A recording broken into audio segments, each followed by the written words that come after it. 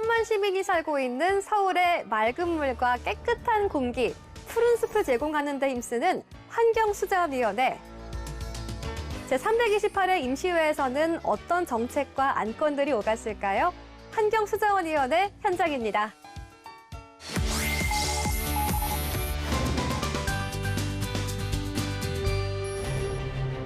미국 LA에서 발생한 화재. 무려 7만 명이 넘는 이재민이 발생한 이번 화재는 지난 40년 동안 일어난 화재 사건 중 가장 큰 규모였습니다. 최악의 산불이 남긴 상처에 이번에는 폭우까지 쏟아졌는데요.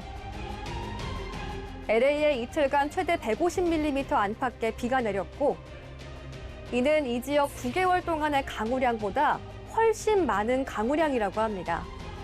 비슷한 기간 엄청난 화재와 폭우를 겪어야 했던 이유, 많은 전문가들이 이를 두고 기후재앙이라고 말합니다.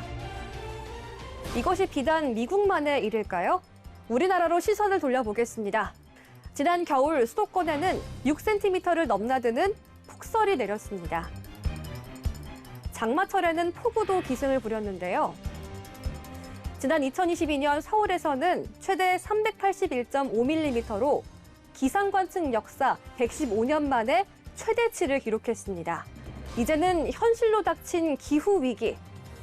이 심각성을 알리고 위기를 막기 위한 정책들이 다양하게 논의됐는데요. 온실가스 감축과 기후변화 적응에 기여하는 기술인 기후테크 산업. 2025년부터는 기후테크 펀드 조성으로 서울시 주도 펀드로 전환, 기업 성장을 위한 맞춤형 프로그램을 도입하는 방안으로 재설정하는 내용에 대해 심도 깊은 논의가 있었습니다. 그 SAF라고 항공유 그런 거를 대체 전환을 해서 그 사례가 하나 있더라고요. 2023년 12월에 그런 성공 사례가 하나 있는데, 우리도 이제 그 정도의 유니콘 기업을 좀 키워야 되지 않을까, 그런 생각이 들어서 이런 기후테크의 산업이 굉장히 중요하고, 서울 소재 기후테크 분야 창업 또는 벤처기업에 투자하게 되는 기후테크 펀드. 이를 위한 기후대응기금 출자 변경 동의안이 환경수자원위원회에서 가결됐는데요. 첫걸음을 때려 준비하는 서울시 기후테크 펀드가 앞으로 큰 열매를 맺길 기대하겠습니다.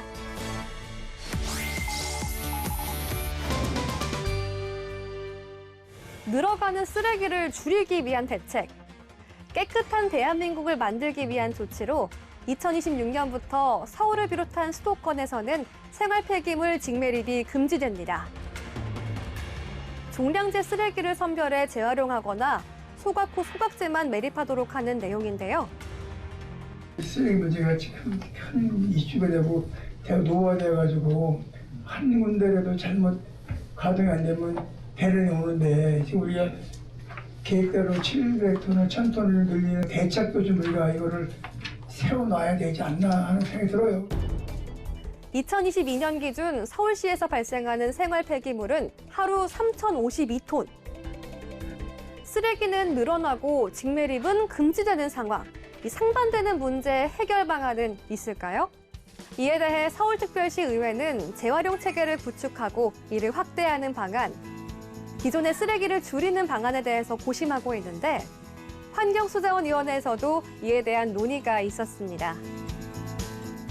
사실은 재활용해도 되는 부분을 많이 종량제 봉투에 넣어서 좀 소각하기 때문에, 그래서 그 부분을 중점적으로 신경을 쓰면 제가 볼 때는 지금보다 3분의 1을 더 줄일 수 있다는 그런 자신이 있거든요. 우리가 무분별하게 버리는 쓰레기를 조금 더 신경 써서 재활용 쓰레기와 소각용으로 분류한다면 생활 폐기물은 지금보다 훨씬 더 줄일 수 있다는 겁니다. 또 하나, 거리 환경 미화를 위해 설치한 쓰레기통의 무분별한 활용에 대해 다시 점검할 필요가 있다는 지적도 있었습니다.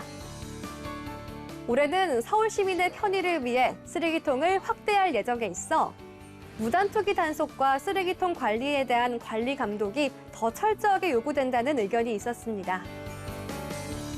우리가 그 예산도 투자해가면서 거리에 쓰레기통을 놓는 거는 깨끗함을 유지하기 위해서인데, 그 주민들의 손을 좀 지켜줘야 되거든요. 저희 취지에 맡긴 홍보를 좀 많이 해야 된다는 말씀을 드릴게요. 깨끗한 서울 만들기 환경수자원위원회 활동을 앞으로도 응원하겠습니다.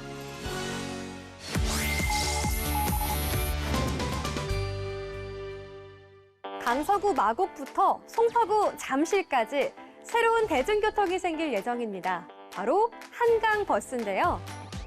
서울특별시 의회 환경수자원위원회 위원들이 그 현장을 미리 다녀왔습니다.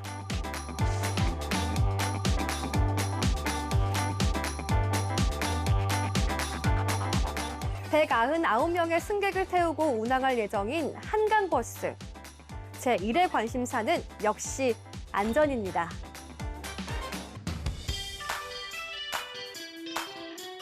선착장은 지하철, 버스 등 다른 대중교통과 인접하도록 설계했고, 선착장에는 대기 공간과 편의점 등이 입점할 예정입니다. 마곡부터 잠실까지 직행 노선으로 걸리는 시간은 약 50분. 대중교통 환승 할인과 기후 동행카드 사용도 가능하며 올 상반기 정식 운행을 앞두고 있습니다. 또 앞으로 남은 기간 또 준비에 만전을 기해서 우리 원래 취지와 목적에 맞게끔 우리 시민들에게 잘 이용할 수 있는 그러한 사업이 될 수 있도록 또 저희도 그리고 우리 시민들과 함께 또 지켜봐야 될 것 같습니다. 한강의 이점을 살려 새로운 교통 패러다임을 이끌 한강버스. 앞으로 힘찬 운항을 기대합니다. 환경수자원위원회에서는 총 11개의 안건이 본회의에 올라갔습니다. 서울특별시 한강공원 보전 및 이용에 관한 기본조례 일부 개정 조례안, 서울특별시 수도조례 일부 개정 조례안, 한강버스 운영사업 업무협약서 동의안까지 앞으로 깨끗하고 맑은 자연, 서울시를 만들기 위한 든든한 밑받침이 되길 기대합니다.